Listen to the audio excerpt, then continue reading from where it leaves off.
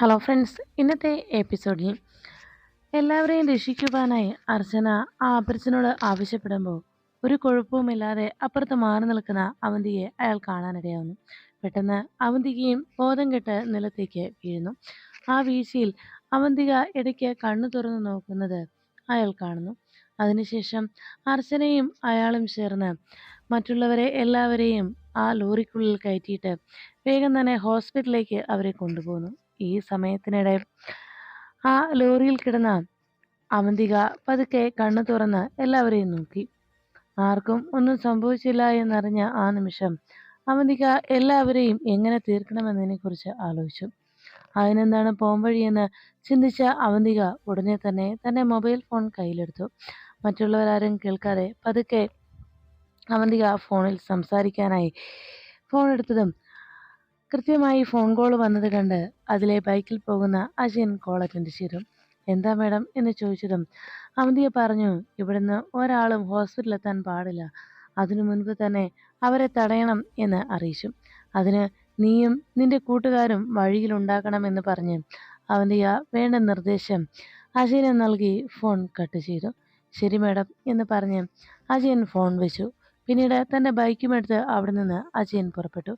ഈ സമയത്ത് അർച്ചനയും ആ അപരിചിതനും കൂടി ഇവരെയും കൂട്ടി ഹോസ്പിറ്റലിലേക്ക് എത്താനായി പുറപ്പെടുമ്പോൾ അപ്രതീക്ഷിതമായി വഴിക്ക് കുറുകെ ആ ലോറിക്ക് നേരെ ചില ടയറുകൾ തീപ്പന്തങ്ങളായി പാഞ്ഞെടുത്തു.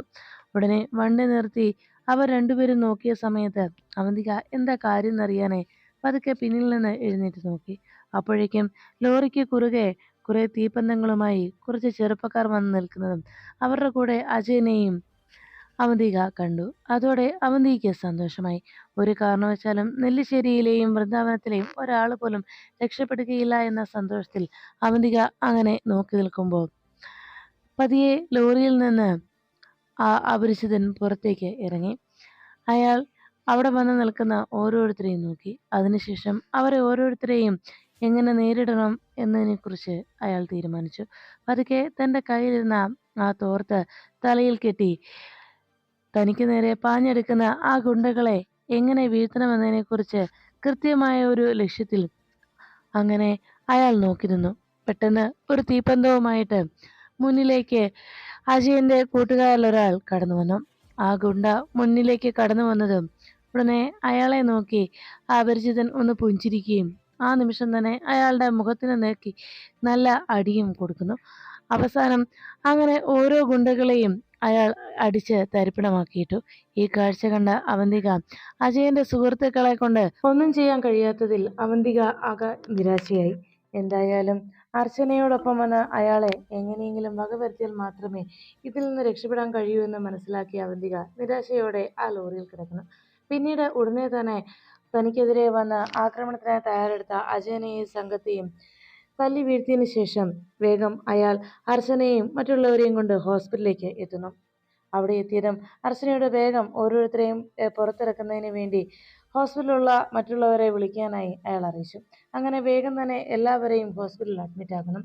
ICUയിലേക്ക് എല്ലാവരും ഷിഫ്റ്റ് ചെയ്തതിനു ശേഷം പുറത്ത് അർച്ചന കാത്തു നിൽക്കുമ്പോൾ അർച്ചനയുടെ ഫോണിലേക്ക് ആതിരയുടെ കോള് വരുന്നു. അർച്ചന കോൾ അറ്റൻഡ് ചെയ്തതും ആതിര ചോദിച്ചു, ചേച്ചി എല്ലാവരും എവിടെ? ഞാൻ വന്ന് നോക്കിയപ്പോൾ ഇവിടെയെങ്ങും ആരെയും കണ്ടില്ലല്ലോ, എന്തു പറ്റി ചേച്ചി എന്ന് അന്വേഷിച്ചു. അർച്ചന പറഞ്ഞു, അത് പിന്നെ മോളെ, എല്ലാവർക്കും ആ കേക്ക് കഴിച്ചിട്ട് അതിൽ നിന്ന് ഫുഡ് പോയ്സൺ ഉണ്ടായി. അതുകൊണ്ട് പെട്ടെന്ന് ഛർദിയും തലചുറ്റലും ഉണ്ടായതിനാൽ വേഗം ഹോസ്പിറ്റലിൽ എത്തിച്ചു എന്നറിയിച്ചു. ആതിര അത് കേട്ടതും ചേച്ചി സന്ദീപിനോ എന്ന് ചോദിച്ചപ്പോൾ അർച്ചന പറഞ്ഞു, മോളെ കുഴപ്പമൊന്നുമില്ല, എല്ലാവരെയും ഹോസ്പിറ്റലിൽ എത്തിച്ചിട്ടുണ്ട്, ഞാൻ ഇവിടെ തന്നെയുണ്ട്, ഞാൻ പിന്നെ വിളിക്കാം, മോള് ഫോൺ വെച്ചോ എന്ന് പറഞ്ഞ് ആതിരയോട് ഫോൺ വെച്ചോളാനായി അർച്ചന അറിയിച്ചു. അപ്പോഴേക്കും ഹോസ്പിറ്റലിൽ അഡ്മിറ്റ് ചെയ്തതിന് ശേഷം ഡോക്ടർ എന്ത് പറയുന്നറിയാനായി അവിടെ ICUവിന് മുന്നിൽ കാത്തു നിൽക്കുകയാണ് അർച്ചനയും ആ ലോറി ഡ്രൈവറും. അപ്പോഴേക്കും ഡോക്ടർ പുറത്തേക്ക് എത്തി. ഡോക്ടർ അരികിലേക്ക് അർച്ചന ഓടിയെത്തി ചോദിച്ചു, ഡോക്ടർ എന്തായി എന്തായി എല്ലാവർക്കും എങ്ങനെയുണ്ട്, എന്താ പറ്റിയത് എന്ന് അർച്ചന അന്വേഷിച്ചിരും. ഡോക്ടർ പറഞ്ഞു, അതെ, ഫുഡ് പോയ്സൺ ആണ്, എല്ലാവർക്കും നല്ല തോതിൽ തന്നെ ഉള്ളിൽ വിഷം ചെന്നിട്ടുണ്ട്, അതുകൊണ്ട് തന്നെ ആരുടെയും നില ഇപ്പോൾ ഒന്നും പറയാനാവില്ല, എല്ലാവരും അല്പം സീരിയസ് കണ്ടീഷനിലാണ്, അല്ല, നിങ്ങളോടൊപ്പം ആണുങ്ങളാരും വന്നിട്ടില്ലേ എന്ന് അർച്ചനയോട് ഡോക്ടർ അന്വേഷിച്ചു. അപ്പോഴേക്കും അർച്ചന പറഞ്ഞു, ആണുങ്ങൾ ആണുങ്ങൾ എന്ന് പറഞ്ഞ് അർച്ചന ആകെ തപ്പിത്തളയുന്നത് കണ്ടതോടെ ആ ലോറി ഡ്രൈവർ വേഗം അരികിലേക്ക് ഓടിയെത്തി. ഞാനുണ്ട് സർ എന്ന് അറിയിച്ചു. ഉടനെ ആ ഡോക്ടർ പറഞ്ഞു, നിങ്ങളൊന്ന് വരൂ എന്ന് പറഞ്ഞ് അയാളെയും വിളിച്ചുകൊണ്ട് ഡോക്ടർ അപ്പുറത്തേക്ക് മാറുന്നു. ഉടനെ ഡോക്ടർ അയാളെയും വിളിച്ചുകൊണ്ട് പോകുന്നത് കണ്ട് അർച്ചനയ്ക്കാകെ ടെൻഷനായി. ഈ സമയത്ത് അപ്പുറത്തേക്ക് മാറിയ അയാളോട് ഡോക്ടർ പറഞ്ഞു, അതെ, നിങ്ങൾ അവരുടെ ആരാ എന്ന് ചോദിച്ചു. ഉടനെ അയാൾ പറഞ്ഞു, എൻ്റെ സഹോദരിയാണ്. എന്താ ഡോക്ടർ എന്ന് ചോദിച്ചതും ഉടനെ ഡോക്ടർ പറഞ്ഞു, അതെ, ഇവരുടെ കൂട്ടത്തിൽ ഒരു ഹാർട്ട് പേഷ്യൻ്റ് ഉണ്ടല്ലോ, അയാളുടെയും വേറെ ഒന്ന് രണ്ട് പേരുടെയും നില വളരെ ഗുരുതരമാണ്. ഒന്നും പറയാനാവില്ല. നാളെ നേരം പുലർന്നു കഴിഞ്ഞാലേ മറ്റുള്ളവരുടെ കാര്യങ്ങൾ പൂർണ്ണമായും അറിയിക്കാൻ കഴിയും. പിന്നെ ചിലർക്കൊക്കെ വീഴ്ചയിൽ തലയ്ക്ക് നല്ല ആഘാതവും ഉണ്ടായിട്ടുണ്ട്. മറ്റ് സ്കാനിംഗ് റിപ്പോർട്ട് കൂടി കിട്ടിയാൽ മാത്രമേ ഓരോരുത്തരുടെയും നില ഏതവസ്ഥയിലാണെന്ന് അറിയിക്കാൻ കഴിയൂ എന്ന് അദ്ദേഹം അറിയിച്ചു. അത് കേട്ടതോടെ അയാളാകെ വിഷമത്തിലായി. ഉടനെ ഡോക്ടർ പറഞ്ഞു, അതെ, നിങ്ങളുടെ സഹോദരിയുടെ കാര്യങ്ങൾ പറഞ്ഞ് ഒന്ന് ബോധ്യപ്പെടുത്തിയേക്കണം എന്ന് പറഞ്ഞ് ഡോക്ടർ അവിടെ നിന്ന് പോയി. ഡോക്ടർ പോയി കഴിയുമ്പോഴേക്കും അർച്ചന ആകെ ടെൻഷനോടെ ആ ലോറി ഡ്രൈവറിന്റെ വരവിനായി കാത്തിരുന്നു. അയാൾ അരികിലേക്ക് വന്നതും അർച്ചന ചോദിച്ചു, എന്താ എന്താ ഡോക്ടർ പറഞ്ഞത്? ഉടനെ അയാൾ പറഞ്ഞു, പേടിക്കാനൊന്നുമില്ല. പിന്നെ എല്ലാവരുടെയും കാര്യങ്ങൾ അത് ഒന്ന് ഉറപ്പിച്ച് പറയണമെന്നുണ്ടെങ്കിൽ നാളെ രാവിലെ നേരം പുലരണം. എന്നാൽ മാത്രമേ എല്ലാവരുടെയും കണ്ടീഷൻ എങ്ങനെയാണെന്ന് പറയാനാകൂ എന്നാണ് ഡോക്ടർ അറിയിച്ചത്. പിന്നെ എന്തിനും ദൈവത്തിന്റെ ഒരു സഹായം വേണമല്ലോ. അതുകൊണ്ട് ദൈവത്തോട് മുട്ടിപ്പോയി പ്രാർത്ഥിച്ചോളൂ. നമ്മുടെ പ്രാർത്ഥന കേൾക്കുന്ന ദൈവം, നമ്മുടെ വിശ്വാസം ഏതാണെങ്കിലും ശരി, നമ്മുടെ പ്രാർത്ഥനയ്ക്ക് മറുപടി നൽകുന്ന ആ ദൈവത്തോട് മനമുരുകി പ്രാർത്ഥിക്കുക. ഈശ്വരന്റെ കാരുണ്യമില്ലാതെ ഒന്നും ഈ ലോകത്ത് നടപ്പിലാവില്ലല്ലോ. അതുകൊണ്ട് മനമുരുകി പ്രാർത്ഥിച്ചോളൂ എന്ന് അയാൾ അറിയിച്ചു. അത് കേട്ടതും അർച്ചന വേഗം തന്നെ ആ ഹോസ്പിറ്റലിലുള്ള ഏത് ആരുടെ അരികിലേക്ക് പോകണമെന്നറിയാതെ ആശങ്കയോടെ നോക്കുമ്പോൾ ആ ഹോസ്പിറ്റലിൽ തന്നെ അവിടെ ഒരു യേശുദേവന്റെ പ്രതിമ കാണാനിടയായി. ഉടനെ തന്നെ അവിടേക്ക് ഓടിയെത്തുന്നു അർച്ചന. അവിടെ വന്ന് ദൈവത്തിന് മുന്നിൽ കണ്ണീരോടെ പ്രാർത്ഥിച്ചു, ഈശ്വര, എൻ്റെ പ്രിയപ്പെട്ടവരെല്ലാവരുമാണ് ഈ ഹോസ്പിറ്റലിൽ അഡ്മിറ്റ് ആയിരിക്കുന്നത്. അവരുടെ ആരുടെയും ഒരു ജീവനും ആപത്തൊന്നും വരുത്തരുതേ. അവർക്ക് ആർക്കെങ്കിലും എന്തെങ്കിലും സംഭവിച്ചാൽ എൻ്റെ ജീവനാണ് ശരിക്കും നഷ്ടമാകുന്നത്. അവർക്കാർക്കും ഒരാപത്തും വരുത്താതെ അവരെ ആ പഴയ അവസ്ഥയിൽ നീ എനിക്ക് തിരിച്ചു തരണേ എന്ന് ദൈവത്തോട് കണ്ണീരൊഴുക്കി അർച്ചന പ്രാർത്ഥിക്കുന്നു. എൻ്റെ പ്രാർത്ഥന നീ കേൾക്കുമെന്നാണ് എൻ്റെ വിശ്വാസം.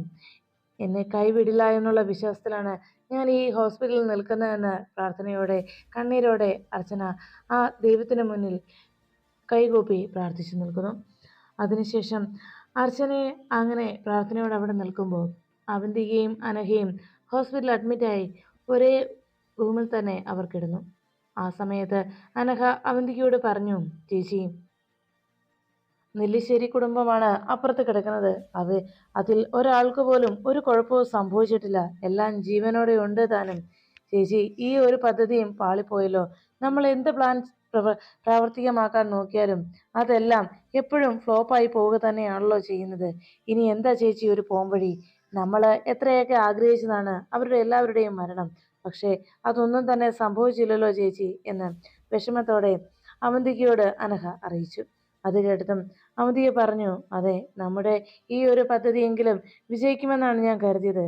അതും ഈ അവസ്ഥയിലായി. ഇതിൽ നിന്ന് ഒരു കാര്യം നമുക്ക് തീർപ്പാക്കാം. ദൈവം അവർക്ക് നൽകിയിരിക്കുന്ന ആയുസ് അത് നമ്മൾ കരുതുന്നത് പോലെയല്ല എന്ന്, അതിനേക്കാളേറെ ആയുസ് ദൈവം അവർക്ക് നൽകിയിട്ടുണ്ട് എന്ന് അവന്തിക പറഞ്ഞു. അത് കേട്ട ഉടനെ അനഘ പറഞ്ഞു, അതെ, ദൈവം കൊടുത്ത ആയുസ്സൊന്നും അല്ല ചേച്ചി. ആ അർച്ചനയുണ്ടല്ലോ, അവളാ രക്ഷകയായി വന്നത്, എല്ലാത്തിനെയും ഹോസ്പിറ്റലിൽ എത്തിച്ചത്. എനിക്കണ്ടോ, തിരിച്ചു ചെല്ലുമ്പോൾ അവളെ എല്ലാവരും അഭിനന്ദിച്ച് തലയിൽ കയറ്റും. രക്ഷകയെന്നുള്ള ഒരു പട്ടം കൂടി അവൾക്ക് നൽകും. ബാക്കി നമുക്ക് കിട്ടാൻ പോകുന്നത് പുച്ഛവും പരിഹാസവും തന്നെയായിരിക്കും എന്ന് അവന്തികയോട് അനഘ വിഷമത്തോടെ അറിയിച്ചു. ഉടനെ അവന്തിക പറഞ്ഞു, എങ്കിലും നമ്മുടെ ആഗ്രഹം നടപ്പിലായില്ലെന്നേ ഉള്ളൂ. ഇനിയും നമുക്ക് അവരെ ഇല്ലാതാക്കാനുള്ള അവസരം ഉണ്ടല്ലോ എന്ന് പറഞ്ഞപ്പോൾ അനഘ പറഞ്ഞു, അതെ, ഞാൻ ചത്തുകൊണ്ട് അവർക്ക് ആപത്തുണ്ടാക്കാൻ ഞാൻ ഇനി ആഗ്രഹിക്കുന്നില്ല. സ്വന്തം ജീവൻ ആപത്തിൽപ്പെടുത്തിയിട്ടുള്ള ഒരു നീക്കത്തിനും ഞാൻ ഇനി ഇല്ല ചേച്ചി എന്ന് അവന്തികയോട് അനഘ അറിയിച്ചു. അത് കേട്ടതും അവന്തിക പറഞ്ഞു, ഞാനും ഇനി അങ്ങനെ ഒരു നീക്കത്തിന് ഒരുങ്ങുന്നില്ല മോളെ. നമുക്ക് ഇനി ഇത്തരത്തിലുള്ള നീക്കങ്ങളൊന്നും വേണ്ട. കൊല്ലും കൊലയും ഒന്നും വേണ്ട. അതെല്ലാം നമുക്ക് നിർത്താം. പക്ഷേ ആ നെല്ലിശ്ശേരിയിലുള്ള ഒരെണ്ണത്തിനും ജീവനോടിരിക്കുന്ന ഒന്നിനും ഒരു സമാധാനവും കൊടുക്കരുത്. അതാണ് ഞാൻ ആഗ്രഹിക്കുന്നത്. അവരുടെ സമാധാനം കെടുത്തണം. ഇങ്ങനെ ഒരു അവസ്ഥയിൽ നിന്ന് രക്ഷപ്പെട്ടു വന്നതിന് അതിനെക്കുറിച്ച് ഓർത്ത് അവർ സങ്കടപ്പെടണം. ഇങ്ങനെ ഒരു ജീവിതം തിരികെ കിട്ടിയത് വേണ്ടിയിരുന്നില്ല എന്ന് അവർ വിലപിക്കണം. അങ്ങനെ ഒരു അവസ്ഥയിലേക്ക് കാര്യങ്ങൾ എത്തിക്കണം എന്ന് അവന്തിക അനഘയോട് പറയുന്നു. ആ സമയത്ത് അർച്ചനയെ കാണുവാനായി അവിടേക്ക് പോലീസ് എത്തുന്നു. ഹോസ്പിറ്റലിലെത്തിയ പോലീസ് അർച്ചനയെ ചോദ്യം ചെയ്യുന്നു. എന്താണ് അവിടെ സംഭവിച്ചത് എന്ന് ഒന്ന് വ്യക്തമാക്കാവോ? ഇന്നലെ നിങ്ങളുടെ വീട്ടിൽ സംഭവിച്ച കാര്യങ്ങൾ എന്താണെന്ന് ഒന്ന് വിശദമായി പറയാമോ എന്ന് അർച്ചനയോട് പോലീസ് ആവശ്യപ്പെട്ടു. നിങ്ങളല്ലേ എനിക്ക് ഫോൺ ചെയ്ത് വിവരം അറിയിച്ചത് എന്നും അർച്ചനയോട് അവർ അന്വേഷിച്ചു. അതേന്ന് അർച്ചന പറയുകയും കഴിഞ്ഞ ദിവസം നടന്ന സംഭവങ്ങൾ കൃത്യമായി അർച്ചന പോലീസിന് മുന്നിൽ വിവരിക്കുന്നു. അവിടെ സംഭവിച്ച കാര്യങ്ങൾ വ്യക്തമായി അർച്ചന അറിയിച്ചു. പിറന്നാൾ ആഘോഷം നടത്തിയതും പിന്നീട് തനിക്ക് ഡൗട്ട് തോന്നിയതും അത് വിളിച്ച് കൺഫേം ചെയ്തതും അങ്ങനെയായിട്ടുള്ള എല്ലാ കാര്യങ്ങളും അർച്ചന പറഞ്ഞു. എല്ലാം കേട്ടതിന് ശേഷം പോലീസ് പറഞ്ഞു, അല്ല, പുറത്തുനിന്ന് ആരും ഈ ഒരു ഫംഗ്ഷന് പങ്കെടുക്കാൻ വന്നിട്ടില്ല അല്ലേ എന്ന് ചോദിച്ചതും അർച്ചന ഇല്ല എന്ന് മറുപടി നൽകി. അപ്പോൾ നിങ്ങൾ മാത്രമേ രക്ഷപ്പെട്ടുള്ളൂ അല്ലേ എന്ന് ചോദിച്ചപ്പോൾ അർച്ചന പറഞ്ഞു, അല്ല ഡോക്ടർ, എൻ്റെ അനുജത്തി കൂടിയുണ്ട്. അവൾക്കും ഒന്നും സംഭവിച്ചിട്ടില്ല. അവളും കേക്ക് കഴിച്ചിട്ടുണ്ടായിരുന്നില്ല. അവൾ പ്രഗ്നൻ്റ് ആണ്. അതുകൊണ്ട് അവൾ വീട്ടിൽ തന്നെയാണ് എന്ന് അർച്ചന പോലീസിനെ വിവരം അറിയിക്കുന്നു. പിന്നീട് തന്നെ സഹായിക്കാനെത്തിയ ആ ലോറി ഡ്രൈവറെ കുറിച്ചും അർച്ചന പോലീസിനോട് പറയുന്നു. അങ്ങനെ നടന്ന സംഭവങ്ങളൊക്കെ വിശദമായി അർച്ചന അവരെ ധരിപ്പിച്ചു. എല്ലാം കേട്ടതിന് ശേഷം അദ്ദേഹം പറഞ്ഞു, എന്തായാലും ഈ ഒരു സംഭവത്തിന് പിന്നിൽ എന്തോ ഒരു കാരണമുണ്ടെന്ന് മനസ്സിലായി. ഇങ്ങനൊരു ഫുഡ് പോയിസൺ നിങ്ങൾക്ക് ഉണ്ടാവണമെങ്കിൽ, ഈ കുടുംബത്തെ മൊത്തത്തിൽ അതിൽ ബാധിക്കണമെന്നുണ്ടെങ്കിൽ അതിന് പിന്നിൽ എന്തോ ഒന്നുണ്ട് എന്നത് തീർച്ചയാണ്. എന്തായാലും എല്ലാവർക്കും ബോധം തെളിഞ്ഞിട്ട് എല്ലാവരുടെയും മൊഴിയൊന്ന് എനിക്ക് എടുക്കണം. അതിനുശേഷം ബാക്കി കാര്യങ്ങൾ പറയാം എന്ന് അറിയിച്ചു. ശരി ഡോക്ടർ, ശരി സാറേ എന്ന് അർച്ചന വാക്ക് നൽകിയതും അവിടെ നിന്ന് പോലീസുകാർ മടങ്ങി. ഈ സമയത്ത് അർച്ചനയ്ക്കരികിലേക്ക് ആ ഡോക്ടർ എത്തുന്നു. ഡോക്ടർ വന്ന് അർച്ചനയോട് പറഞ്ഞു, അതെ, മിറാക്കിളാണെന്ന് വേണം പറയാൻ. ഇപ്പോൾ ഒരാൾക്കും ഒരു ആപത്തുമില്ല. എല്ലാവരും അപകടനില തരണം ചെയ്തു കഴിഞ്ഞു. ആരുടെയും നില സീരിയസ് അല്ല. എല്ലാവരും ആ പഴയ ജീവിതത്തിലേക്ക് മടങ്ങി വന്നിട്ടുണ്ട് എന്ന് ഡോക്ടർ അർച്ചനയോട് ആ സന്തോഷ വാർത്ത അറിയിച്ചതും അർച്ചന സന്തോഷത്തോടെ ദൈവത്തിന് നന്ദി പറയുന്നു.